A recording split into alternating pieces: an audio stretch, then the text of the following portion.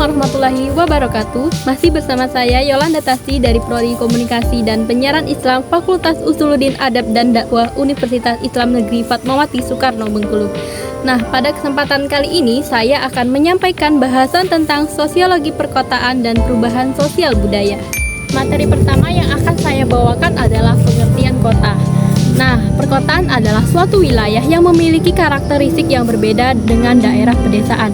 Umumnya, perkotaan ditandai dengan kepadatan penduduk yang tinggi, pusat-pusat pemerintah, pusat perdagangan, dan pusat perkembangan infrastruktur yang baik. Di kota terdapat berbagai aktivitas sosial, budaya, dan ekonomi dan politik yang lebih kompleks dibanding dengan daerah pedesaan. Nah, selanjutnya yaitu karakteristik masyarakat kota. Masyarakat perkotaan memiliki beberapa karakteristik khas yang membedakan dari masyarakat pedesaan. Berikut ini adalah beberapa karakteristik masyarakat perkotaan. Nah, yang pertama yaitu kepadatan penduduk. Salah satu ciri khas masyarakat perkotaan adalah kepadatan penduduk yang tinggi. Wilayah perkotaan umumnya memiliki populasi yang padat. Nah, yang kedua yaitu multikulturalisme. Perkotaan seringkali menjadi tempat pertemuan berbagai kelompok etnis, budaya, dan agama. Masyarakat perkotaan cenderung lebih multikultur dengan beragam dalam hal latar belakang sosial, budaya, dan agama. Nah, yang ketiga yaitu mobilitas tinggi. Masyarakat perkotaan cenderung memiliki tingkat mobilitas yang tinggi. Penduduk sering melakukan perjalanan yang jauh untuk bekerja, bersekolah, ataupun beraktivitas lainnya. Transportasi umum dan infrastruktur yang baik, kemungkinan mobilitas yang lebih mudah. Nah, yang keempat yaitu gaya hidup yang sibuk. Kehidupan di perkotaan seringkali sangat sibuk dan berorientasi pada produktivitas. Orang-orang perkotaan cenderung memiliki jadwal yang padat, terlibat pekerjaan intensif, memiliki berbagai kegiatan sosial budaya. Nah, materi selanjutnya yaitu tipologi kota. Tipologi kota mengacu pada klasifikasi yang membagi kota berdasarkan karakteristik tertentu. Berikut ini adalah beberapa tipologi kota umum seringkali digunakan. Nah, yang pertama yaitu berdasarkan ukuran. Kota besar memiliki populasi yang besar dan tingkat kepadatan penduduk yang tinggi, biasanya menjadi pusat ekonomi, politik, dan budaya. Nah, kota sedang.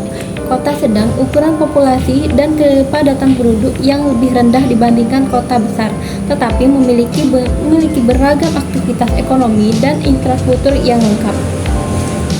Nah, yang terakhir yaitu kota kecil, yang memiliki populasi yang kecil, biasanya memiliki tingkat kepadatan penduduk yang rendah.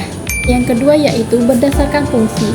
Yang pertama, kota industri dominasi oleh sektor industri yang biasanya memiliki pabrik dan perusahaan manufaktur.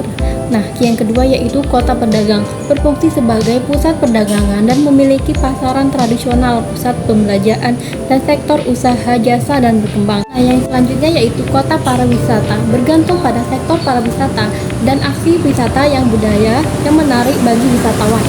Nah, yang ketiga yaitu berdasarkan perkembangan sejarah. Nah, kota tua memiliki sejarah yang panjang dan seringkali memiliki situs bersejarah atau wisatawan budaya yang spesifik. Kota baru. Kota baru memiliki bangunan yang tujuan tertentu seperti kota perencanaan. Nah, materi yang terakhir yaitu perubahan dan kemajuan masyarakat di Kota Bengkulu. Nah, perubahan atau kemajuan terkini yang terjadi di Kota Bengkulu yaitu umumnya terjadi berbagai berikut. Nah, yang pertama yaitu infrastruktur. Kemajuan dalam infrastruktur di kota meliputi pembangunan jalan raya, transportasi umum yang lebih baik, penyediaan air bersih, sistem sistematik yang lebih baik, dan perkembangan kawasan perkotaan yang lebih modern. Nah, yang kedua yaitu ekonomi. Kemajuan ekonomi ditandai dengan pertumbuhan sektor usaha, peningkatan investasi, dan terciptanya lapangan kerja. Perkembangan sektor industri, perdagangan, pariwisata, ataupun sektor lainnya dapat memberikan kontribusi signifikan yang pertumbuhan ekonomi kota. Nah, yang ketiga yaitu pendidikan. Kemajuan dalam sektor pendidikan melibatkan pendidikan akses dan kualitas pendidikan, pembangunan sekolah, perguruan tinggi, dan lembaga pendidikan yang lebih baik, serta peningkatan kualitas pengajaran dapat meningkatkan kesempatan belajar bagi penduduk kota. Nah, yang keempat yaitu teknologi. Perkembangan teknologi informasi dan komunikasi memiliki dampak signifikan pada kemajuan kota.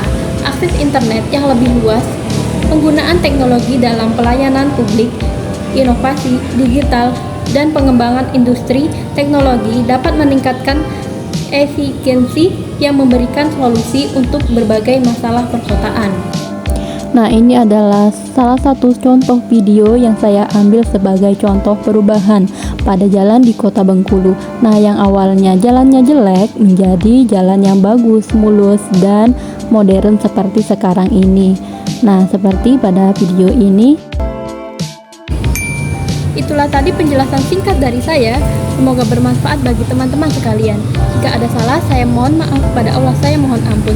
Saya akhiri, wallahul muwaffiq ila aqwamit thoriq. Wassalamualaikum warahmatullahi wabarakatuh.